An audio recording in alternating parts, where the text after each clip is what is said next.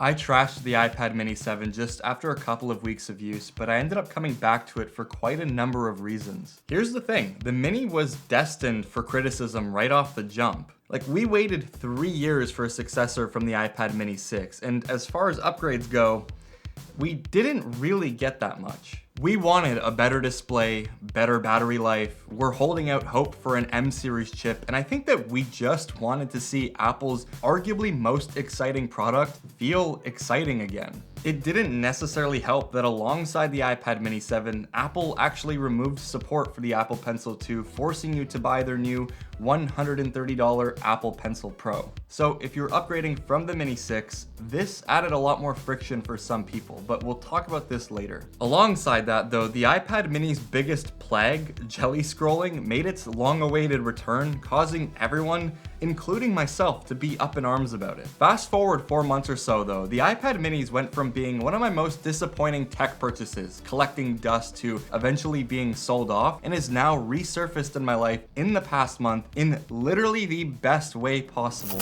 Wait. Watch Pawn Stars. Where is it? Where did it go? Come on, man.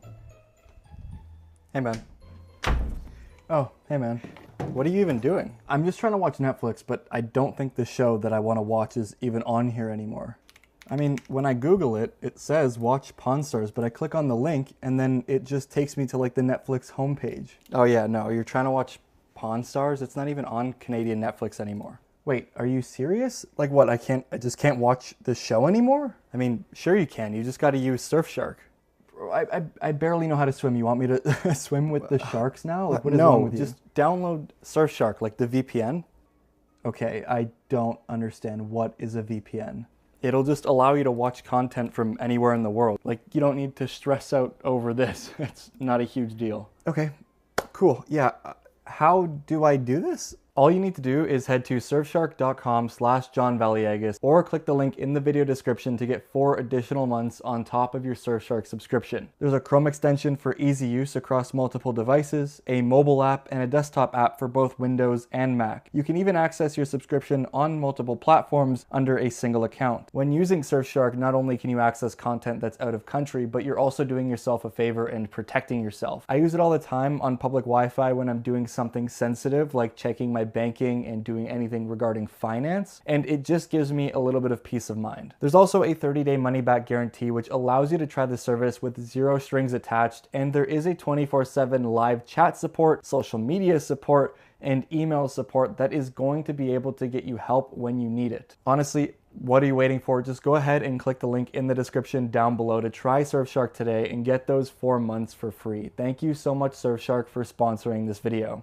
It actually worked. I want to take you through what I use the iPad Mini for, what my workflow on it's like, because yes, I actually do use this to make videos, but maybe not in the way that you'd expect, and how the Mini has helped me with my mental health and has become more of a companion for me in my day-to-day life. Whether it's work or just casual use at home, this thing comes with me everywhere and is by my side at all times and is always ready for the day with a full charge when I wake up in the morning. To start, I think it's fair to say that I had some really ambitious plans with the Mini when I originally bought it. I wanted to use it as a portable camera monitor, a teleprompter, a content consumption machine, basically any way that I thought the iPad could fit into my life to justify purchasing it, I tried to force it into. Now, I think that this is where this whole thing went wrong for me. I like the idea of digital minimalism, but it's quite a challenge for me. I mean, there's stuff that I need to hold on to or use and test, so it's hard to find that balance and finding the time to not only add something else into the mix, but have to worry about charging it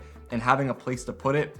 It's a lot. And in the Mini's case, a lot of what I originally wanted out of it is something that I could have just done on my phone, which meant that I just spent quite a hefty sum to have an aluminum slate that would always find itself being out of juice or just not getting any love, which to me was pointless. But I found myself picking one up again for a different reason though. Like, I wanted to disconnect myself. Working online is super cool and I love what I do, but there's no start and end time. Truthfully, like, it can actually be really overwhelming. All of the social media apps that I used to enjoy for the sake of entertainment, like X and Instagram and so on, have all become about work or obsessing over numbers, and it's been quite a challenge for me mentally. When I looked into ways to sort of overcome this or improve myself, the Mini kept popping into my head, and I'm really glad that I did because I haven't looked back at all. This thing has set new routines which have become habitual and removed a lot of friction from my work and has made me feel more organized and collected than I genuinely ever recall being. It all starts with this, ironically. This is the Apple Pencil Pro, something that I didn't purchase the first go around, and I was honestly kind of revolting because I thought that it was annoying that Apple had axed support for the Apple Pencil too. So if you were someone who was upgrading, well, like I said, this was an additional $130 on top of the Mini that you might not have needed or wanted to spend. But let me tell you this. Before I upgraded to the Apple Pencil, I actually used a really good $10 clone, so I'll drop a link to it in the description along with all the other accessories that I use if you are curious. But the thing is though, is that the time that I had with that $10 clone allowed me to justify the Apple Pencil Pro because writing on the iPad has been one of the best things that I've ever done for myself. I don't mean this in like a weird culty way. I'm switching ecosystems, blah, blah, blah. I need to be on Apple everything. No, I have ADHD. It's actually really severe. I do take medication for it, but 90% of the time, I feel like I'm just floating in life. I don't have any course or direction, everything feels chaotic, and it's honestly really difficult to manage. Now, I downloaded GoodNotes, I imported templates from Canva, which was surprisingly really easy, and I now have a habit of doing a brain dump every morning. I use the brain dump for quick to-do lists, but it sections things up nicely for me, from things that I need to purchase, to people that I need to email, to new ideas or things that I need to make decisions about. And now this is my first step in starting the day. It's sort of just like writing away until I feel like what's on the page is gonna make me accomplished for the day. I also do have a to-do list. It's more for like long-term tasks that I need to tackle, like if something's gonna take me a couple of days, but this system has helped me so much. Rather than just waking up in the morning and kind of like raw dogging life, which is what I feel like I've been doing, I actually feel like I'm collecting my thoughts in a way that is allowing me to be more productive. I've also been using GoodNotes for journaling, and no, I'm not gonna show you my journal and what's in it.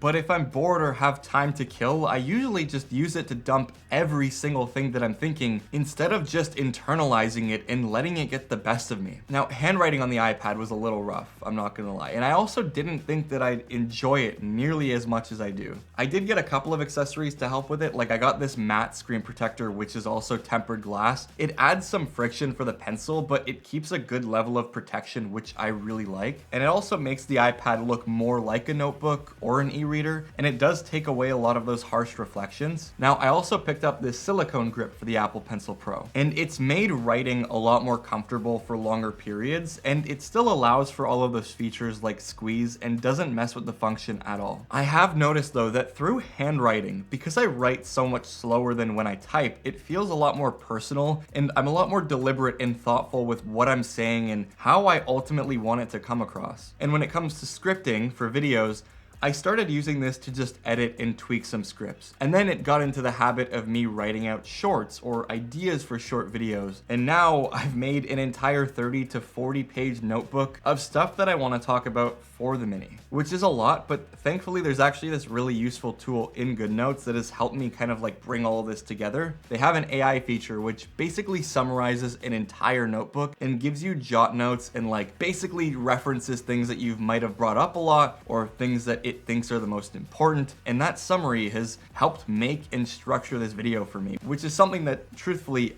I need a lot of help with, because when I make videos, usually I have an end goal or something that I want to say, but I don't know how to bring it all together. And this took away a lot of that problem for me. Now, kind of like leaning into this whole self-improvement thing, I started reading on the iPad Mini as well. One night I was just watching a video and this book, Atomic Habits, came up, and immediately I just had this intuition to download the Kindle app and just buy this book. I'm not a fan of reading. I've never really just went out of my way to pick up or buy a book and read it, but this has really changed the way that I approach it. And it's actually now just become something that I look forward to at night, which to me is something that is valuable. Like, I don't know, it's actually just really weird. It helps that the size of the iPad mini though isn't too far off of something like a Kindle. And with the screen protector that I'm using and my settings in the Kindle app, it makes it very easy to look at for long periods, and it has been extremely comfortable to read for an hour or two at a time. Now, this is one of my favorite ways the mini has been used for me. And again, it kind of just happened on a whim, but it's become habitual to the point where no matter what, the iPad mini always ends up on my nightstand before the end of the night so that I can read a few pages. I guess quickly, since we're already on this app spiel though, I do also use Notion. Now, it helps keep my video ideas in one spot, and I set timelines and deadlines for specific videos that I'm working on or want to do, so it doesn't feel like everything's just up in the air. And I like that this is also accessible on every device that I own. No matter what I update in Notion or do on the iPad, I can view it from my phone, my MacBook, or whatever. And Google Tasks is something that you've probably heard me talk about a bunch, but the important stuff that I need to do, which I write in the morning, get put into tasks so that I can see it on my widget, on my iPad, and other devices, as well as get notifications inside of Google Calendar. It's just kind of like another way that I forced myself to be productive and organized, but I found that it's something that genuinely does help a lot. And the most pro thing that I do on the iPad mini is edit photos in Lightroom. It's nice because I can use the Apple Pencil and be a little bit more deliberate with the changes that I want to make, and it being larger than a phone does have its perks since what I'm doing is much more visible with less cropping in and guesswork. The mini also does just handle Lightroom really well. Like it works fantastic. The performance is amazing, and it's something that has actually just been a really nice thing to do when I'm bored. I don't know.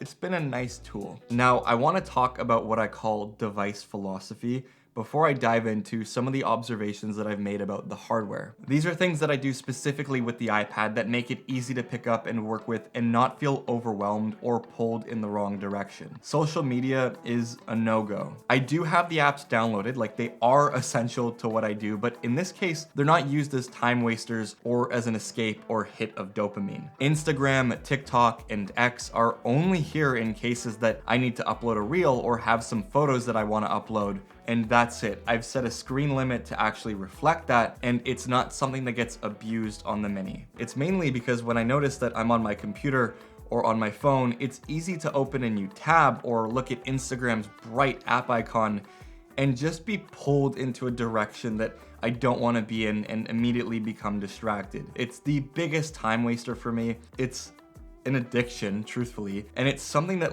actually just eats away at me and is really hard to overcome. That's why with the mini, I've just made it almost impossible or more annoying to be able to do so that I don't end up doing it, and I found that it actually really does work. The thing is though, I also value devices with multiple use cases. I don't want this to have such a niche use case that it only ends up being used for one thing, because I don't see the value in that. So I do use it as a media consumption machine when I do feel good about what I've done in a day, or if I actually just have spare time and everything else around me is sorted. This really only shows up in the form of watching some of my favorite creators or TV shows that I want to catch up on, and usually I pair it with the Powerbeats Pro 2, which might sound like an odd choice. They're like a fitness earbud, but I love them and they actually work really great. There's no latency or weird delay. They sound really good, and the noise cancellation just kind of helps me get lost and feel disconnected. When it comes to the iPad mini though, as a tech product as a whole, as a successor to the already popular iPad mini 6, I don't want this video to sound like I'm just putting every negative thing about this device under the radar. I think some of the comments are going to be about its display quality,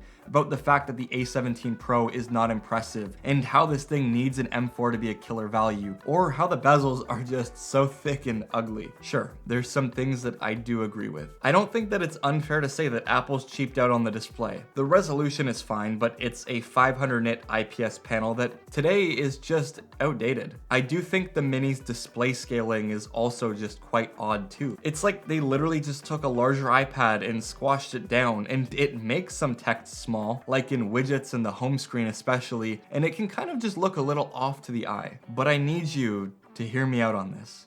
and just listen to what I have to say. One of the most sold accessories for the iPads now are these screen protectors like Paperlike or these matte glass protectors, and that's mainly just because of how popular the iPads become among students or writers and artists. It's gotten to the point where Apple's actually introduced a matte glass display option on the M4 Pro, the etched glass, and it sort of mimics the exact behavior that these screen protectors do. You're gonna ultimately end up giving up some contrast, you're gonna give up some sharpness, and you're messing with the viewing angles of the iPad by just a touch. In a way, it sort of takes away the fact that the Mini is using an IPS display for me, because these qualities that you get out of these screen protectors can be found even on the tandem OLED M4 iPad Pro. The only real thing that I see being an actual issue is the fact that this display is 60 Hz. For my use case, it actually doesn't bother me. Surprisingly, writing with the Apple Pencil hasn't been a problem at all, and it feels really natural. But the Mini is capable of doing so much more. The A17 Pro inside of here was a large jump from the Mini 6, and it even doubled the RAM. You could play 99% of the games on the App Store realistically on the Mini, and it can handle them incredibly well. The lack of a 120Hz display is just a cost-cutting effort, and at the end of the day, it's not a show of the iPad Mini's capabilities, which I think sucks for the consumer, but this is Apple we're talking about, so we can't really get, too up in arms, I guess. That being said, I think it did some really good things. The bump to 128 gigs from 64 was appreciated. I think I do slightly regret not opting for a 256 gig at least version, but then it becomes more expensive, and to be honest, being kind of limited to 128 gigs has helped me be a little more methodical with my storage management, if that makes any sense. When I have a device that has like terabytes of storage, there's no organization, everything gets left around, and there's just a lot of unnecessary space being taken up by files that really shouldn't be there. Though if you do plan to play a lot of games, just consider the fact that the 256 option might actually just be better for you in the long term and might be worth the bump in price. But the cost of the iPad Mini is one of the areas in which I think the value of this device kind of just falls flat. And I think that it's where a lot of the anger of this feeling outdated comes from. It starts at $500 and is an additional $100 for the 256 gig version and $200 after that for the 512 gig model. An ideal iPad Mini spec with 256 gigs of storage with cellular capabilities, if you plan to use this out of the house a lot, will drain your account a whopping $750. And that's before factoring in the Apple Pencil Pro, maybe Apple's Smart Folio, and Apple Care if you want to protect this for the next couple of years. The Mini can quickly go from being a $500 device that you might not have to think too much about and is relatively accessible to quickly being a $1,000 commitment. Like I said, I found quite a bit of accessories for this thing that I've been using that I think are going to give you a better value and price to performance than Apple's own devices. So I'll put links to everything detailed in the description if you do want to have a look. They are affiliate links, but you don't have to use them. If you want to, just click on the link, see what's being recommended, and just open up a new tab or something and take a look for yourself. But yeah, at the end of the day, that's why I ended up opting for the base model. And when I am out of the house, I just tether my phone, which is something that's a little more annoying since I use the OnePlus and don't have that quick connect feature like you would when using an iPhone, but it is a small inconvenience for a big price to pay. So, who is this for and not for? If you're considering the iPad Mini but you haven't used a previous version or similar device for your workflow, just take a step back and think it through a little longer. Don't make the mistake that I did in the beginning. I understand why a lot of people love it. It has a lot of value, but it's a niche device. If your main use case is content consumption, social media, or just like separating your entertainment from your phone, there are better and cheaper options for that. But with all of that being said, I'd like to end this video here. Yes, I was wrong about the Mini at the time. It wasn't for me. And rather than force this device to do something that it shouldn't, I came in with open arms and realized that the Mini for what I get out of it has become irreplaceable. So remember, it's easy to find negatives in things when you're searching for it. Everything has its cons, nothing is perfect. At the end of the day, what's important is what it brings you in terms of its value. So with that being said, if you enjoyed this video, a like and a sub to the channel is always appreciated. Thank you so much for the support that you've shown me. I really do appreciate it a ton. And if you've watched all the way through, go ahead and drop an alligator emoji in the comments down below, and I'll see you all in the next one. Peace out.